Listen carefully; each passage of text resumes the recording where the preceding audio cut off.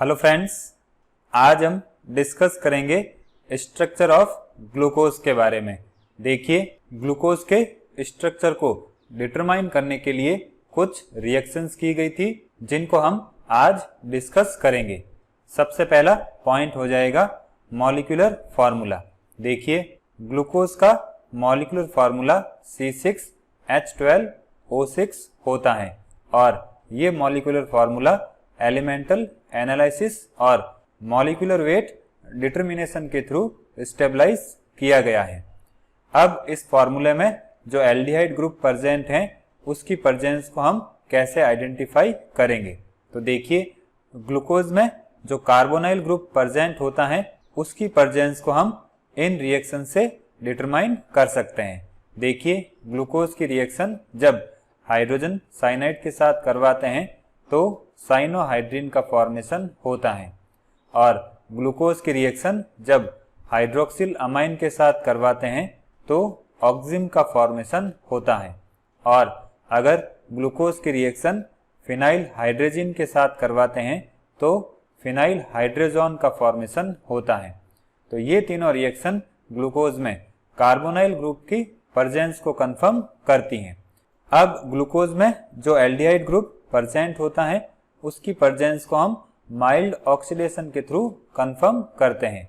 देखिए, ग्लूकोज का जो एल्डिहाइडिक ग्रुप है वो ब्रोमीन वाटर की प्रेजेंस में कार्बोक्सिलिक एसिड में ऑक्सीडाइज हो जाता है और इस रिएक्शन से जो ग्लूकोज है वो ग्लूकोनिक एसिड में कन्वर्ट हो जाएगा। अब ग्लूकोनिक एसिड की बात करें तो ये एक तरह का मोनोकार्बोक्सिलिक एसिड होता है जिसमें ग्लूकोज के जितने ही कार्बन एटम्स प्रेजेंट होते हैं। तो ये रिएक्शन शो करती हैं कि जो कार्बोनाइल ग्रुप हैं वो एल्डिहाइड के फॉर्म में प्रेजेंट हैं। अब बात करते हैं नेक्स्ट पॉइंट की, प्रेजेंस ऑफ 5 हाइड्रोक्सिल ग्रुप। तो देखिए, जब ग्लूकोज की रिएक्शन एसिटाइल क्लोराइड या एसिटिक एनहाइड्रेट के साथ करवाते हैं तो पेंटा एसीटेट का फॉर्मेशन होता है और ये रिएक्शन ग्लूकोज मॉलिक्यूल में 5 हाइड्रोक्सिल ग्रुप की प्रेजेंस को कंफर्म करती हैं। देखिए, ये हो गया ग्लूकोज। इसकी रिएक्शन जब एसिटिक एनहाइड्रेट के 5 मॉलिक्यूल के साथ करवाते हैं तो ग्लूकोज पेंटा एसीटेट का फॉर्मेशन होगा। मीन्स जो हाइड्रोक्सिल ग्रुप हैं वो एसीटेट ग्रुप में कन्वर्ट हो जाते हैं और ग्लूकोज में जो एल्डिहाइड और 5 हाइड्रोक्सिल ग्रुप्स प्रेजेंट होते हैं उनको हम फर्दर कंफर्म करने के लिए इस रिएक्शन की हेल्प ले सकते हैं। देखिए, ये हो गया ग्लूकोज। जब इसका रिडक्शन सोडियम अमलगम और वाटर की प्रेजेंस में करवाते हैं तो सॉर्बिटल का फॉर्मेशन होता है। इस रिएक्शन में जो एल्डिहाइड ग्रुप हैं वो हाइड्रोक्सिल ग्रुप में रिड्यूस हो जाता है और सॉर्बिटल में 6 हाइड्रोक्सी ग्रुप हो जाते हैं। अब सॉर्बिटल की रिएक्शन 6 एसिटिक एनहाइड्रेट के मॉलिक्यूल्स के साथ करवाते हैं तो सॉर्बिटल हेक्सा एसीटेट का फॉर्मेशन होता है। इस रिएक्शन में सॉर्बिटल के जो 6 हाइड्रोक्सिल ग्रुप हैं वो एसीटेट ग्रुप में कन्वर्ट हो जाते हैं। फिर नेक्स्ट बात करते हैं presence of primary hydroxyl group की। तो देखिए, ग्लूकोज में 5 हाइड्रोक्सिल ग्रुप प्रेजेंट होते हैं। अब 5 में से 4 सेकेंडरी हाइड्रोक्सिल ग्रुप होते हैं और एक प्राइमरी हाइड्रोक्सिल ग्रुप होता है। तो प्राइमरी हाइड्रोक्सिल ग्रुप की प्रेजेंस को कंफर्म करने के लिए हम ग्लूकोज का ऑक्सीडेशन नाइट्रिक एसिड की प्रेजेंस में करवाते हैं। तो इस रिएक्शन में एल्डिहाइड और प्राइमरी हाइड्रोक्सिल ग्रुप दोनों कार्बोक्सिलिक एसिड ग्रुप में कन्वर्ट हो जाते हैं और ग्लूकेरिक एसिड या सैकेरिक एसिड का फॉर्मेशन करते हैं।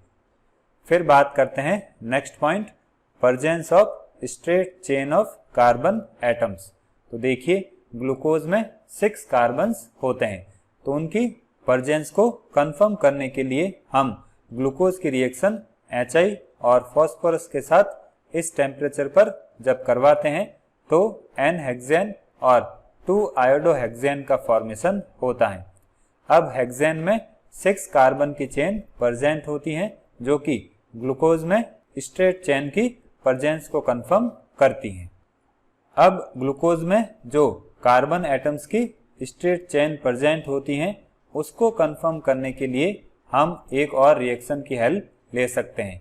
देखिए, जब ग्लूकोज की रिएक्शन हाइड्रोजन साइनाइड के साथ करवाते हैं तो ग्लूकोज साइनोहाइड्रिन का फॉर्मेशन होगा, और जब ग्लूकोज साइनोहाइड्रिन का हाइड्रोलाइसिस करते हैं तो ये साइनाइड ग्रुप कार्बोक्सिलिक ग्रुप में कन्वर्ट हो जाएगा।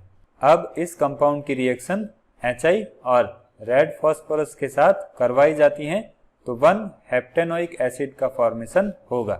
अब इस कंपाउंड में ये जो हाइड्रोकार्बन चेन प्रेजेंट हैं वो ग्लूकोज में 6 कार्बन की स्ट्रेट चेन की प्रेजेंस को कंफर्म करती हैं। अब बात करते हैं D+ ग्लूकोज के ओपन चेन स्ट्रक्चर की। तो देखिए, अभी जो हमने रिएक्शंस या ऑब्जर्वेशंस किए हैं उनके बेसिस पर हम पता लगा सकते हैं कि ग्लूकोज में क्या क्या प्रेजेंट होता है। तो देखिए, ग्लूकोज में 6 कार्बन एटम्स की स्ट्रेट चेन प्रेजेंट होती हैं, एक एल्डिहाइड ग्रुप प्रेजेंट होता है, एक प्राइमरी एल्कोहलिक ग्रुप प्रेजेंट होता है, और एल्डिहाइड और प्राइमरी एल्कोहलिक ग्रुप की बात करें तो ये दोनों टर्मिनल्स पर प्रेजेंट होते हैं। अब इसके अलावा जो 4 कार्बन एटम्स रिमेनिंग रहते हैं उनसे एक हाइड्रोजन और एक हाइड्रोक्सिल ग्रुप अटैच होता है। अब इन ऑब्जर्वेशंस के बेसिस पर ग्लूकोज के ओपन चेन स्ट्रक्चर को हम इस तरह से रिप्रेजेंट कर सकते हैं। ये हो गया एल्डिहाइड ग्रुप, ये हो गया प्राइमरी एल्कोहलिक ग्रुप जो कि टर्मिनल्स पर प्रेजेंट हैं, और ये हो गए बीच के 4 कार्बन जिससे कि एक हाइड्रोजन और एक हाइड्रोक्सिल ग्रुप अटैच है। अब यहाँ पर देखिए, जो ये 4 कार्बन एटम्स हैं वो कायरल सेंटर की तरह बिहेव करते हैं। अब जो ग्लूकोज का ओपन चेन स्ट्रक्चर है उसको हम फर्दर कंफर्म करने के लिए ग्लूकोज का ऑक्सीडेटिव क्लीवेज पर आयोडिक एसिड की प्रेजेंस में करते हैं। पर आयोडिक एसिड को मैलाप्रेड रिएजेंट कहते हैं। तो देखिए, ग्लूकोज पर आयोडिक एसिड के 5 मोल्स के साथ रिएक्शन करके फॉर्मएल्डिहाइड का 1 मोल और फॉर्मिक एसिड के 5 मोल्स का फॉर्मेशन करता है। ये हो गई इसकी रिएक्शन। अब इस ऑक्सीडेटिव क्लीवेज को हम इस तरह से भी समझ सकते हैं। देखिए, ऑक्सीडेटिव क्लीवेज की बात करें तो इसमें कार्बन कार्बन बॉन्ड का क्लीवेज होता है और उसके साथ ऑक्सीडेशन भी होता है। अब देखिए, ग्लूकोज की रिएक्शन जब पहले पर आयोडिक एसिड के मॉलिक्यूल के साथ करवाते हैं तो यहाँ से बॉन्ड क्लीवेज होगा और एक फॉर्मएल्डिहाइड का मॉलिक्यूल बनेगा। फिर सेकेंड मॉलिक्यूल के साथ जब रिएक्शन होगी तो यहाँ से बॉन्ड क्लीवेज होगा और एक फॉर्मिक एसिड का फॉर्मेशन हो जाएगा। इस मॉलिक्यूल के ऑक्सीडेशन से फॉर्मिक एसिड का फॉर्मेशन होता है। इसमें हाइड्रोक्सिल ग्रुप प्रेजेंट है जो कि कार्बोक्सिलिक ग्रुप में कन्वर्ट हो जाता है। फिर जब रिएक्शन नेक्स्ट मॉलिक्यूल के साथ होगी तो यहाँ से क्लीवेज होगा और एक फॉर्मिक एसिड का मॉलिक्यूल बनेगा। तो इस तरह से पर आयोडिक एसिड के मॉलिक्यूल रिएक्ट करते रहते हैं और ऑक्सीडेटिव क्लीवेज होता रहता है। तो इस रिएक्शन में 4 फॉर्मिक एसिड के मॉलिक्यूल और एक फॉर्मएल्डिहाइड का मॉलिक्यूल बनता है। अब बात करते हैं D+ ग्लूकोज के कॉन्फ़िगरेशन की। तो देखिए, अगर हम ग्लूकोज के ओपन चेन स्ट्रक्चर की बात करें तो उसमें 4 कायरल कार्बन्स प्रेजेंट होते हैं, जैसा कि अभी हमने डिस्कस किया था। अब इन 4 कायरल कार्बन्स की बात करें तो उनकी वजह से glucose total 16 stereo isomeric forms represent करता है। देखिए, स्टीरियो आइसोमेरिक फॉर्म को हम इस फॉर्मूले की हेल्प से कैलकुलेट कर सकते हैं। यहाँ पर n हो जाएगा नंबर ऑफ कायरल कार्बन्स। अब ग्लूकोज में 4 कायरल कार्बन प्रेजेंट हैं तो टोटल आइसोमेरिक फॉर्म्स की संख्या हो जाएगी 16। अब ये जो टोटल 16 आइसोमर्स हैं वो एनेंशियोमर्स के 8 पेयर्स के फॉर्म में होते हैं। मीन्स उसमें 8 D कॉन्फ़िगरेशन के होंगे और 8 L कॉन्फ़िगरेशन के होंगे, तो टोटल हो जाएंगे 16। अब ग्लूकोज के टोटल 16 स्टीरियो आइसोमर्स में से सिर्फ D प्लस ग्लूकोज का एब्सोल्यूट कॉन्फ़िगरेशन असाइन किया गया है और इसको एमिल फिशर ने 1891 में असाइन किया था, जिनके लिए उनको 1902 में नोबेल प्राइज मिला था। अब इस D प्लस ग्लूकोज का जो इनेंशियोमर होगा वो L माइनस ग्लूकोज हो जाएगा। ये हो जाएगा D प्लस ग्लूकोज का स्ट्रक्चर और ये हो जाएगा L माइनस ग्लूकोज का स्ट्रक्चर। अब D और L आइसोमर्स की बात करें तो ये नॉन सुपर इम्पोजिबल होते हैं और एक दूसरे के मिरर इमेज होते हैं। अब बात करते हैं ओपन चेन स्ट्रक्चर की लिमिटेशंस की। तो देखिए, ग्लूकोज के ओपन चेन स्ट्रक्चर की बात करें तो ये D प्लस ग्लूकोज की मोस्ट ऑफ केमिकल रिएक्शन को एक्सप्लेन करता है, लेकिन इसके अलावा कुछ फैक्ट्स ऐसे होते हैं जिसको ये open chain structure satisfactory explain नहीं कर सकता। तो हम उन फैक्ट्स को डिस्कस करेंगे। बात करते हैं पहले पॉइंट की। तो देखिए, ग्लूकोज सोडियम बाइसल्फाइड के साथ एडिशन कंपाउंड नहीं बनाता है और सिफ्ट टेस्ट में भी रेस्पॉन्स नहीं देता है। देखिए, ग्लूकोज के ओपन चेन स्ट्रक्चर की बात करें तो उसके अकॉर्डिंग ग्लूकोज में एल्डिहाइडिक ग्रुप प्रेजेंट होता है। अब एल्डिहाइड ग्रुप की बात करें तो वो सोडियम बाइसल्फाइड के साथ एडिशन कंपाउंड बनाता है और सिफ्ट टेस्ट में भी रेस्पॉन्स देता है, लेकिन ग्लूकोज ये दोनों रिएक्शंस शो नहीं करता है। तो इस फैक्ट को ओपन चेन स्ट्रक्चर एक्सप्लेन नहीं कर सका। फिर अगर ग्लूकोज की बात करें तो वो हाइड्रोक्सिल अमाइन के साथ रिएक्शन करके ऑक्सीजन का फॉर्मेशन करता है, लेकिन अगर ग्लूकोज के पेंटा एसीटेट की रिएक्शन हाइड्रोक्सिल अमाइन के साथ करवाते हैं तो वो ऑक्सीजन का फॉर्मेशन नहीं करता है। तो इसका मीनिंग क्या हुआ? ग्लूकोज पेंटा एसीटेट में एल्डिहाइड ग्रुप एब्सेंट होता है। तो इस फैक्ट को भी ओपन चेन स्ट्रक्चर एक्सप्लेन नहीं करता है। अब तीसरे पॉइंट की बात करें तो इसके अकॉर्डिंग D प्लस ग्लूकोज दो आइसोमेरिक फॉर्म्स में प्रेजेंट होता है। एक हो जाएगी अल्फा ग्लूकोज और दूसरी हो जाएगी बीटा ग्लूकोज फॉर्म। अब अल्फा ग्लूकोज फॉर्म की बात करें तो इसको ग्लूकोज के एक्वस सॉल्यूशन से कोल्ड इथेनॉल के थ्रू रूम टेम्परेचर पर क्रिस्टलाइज किया जाता है।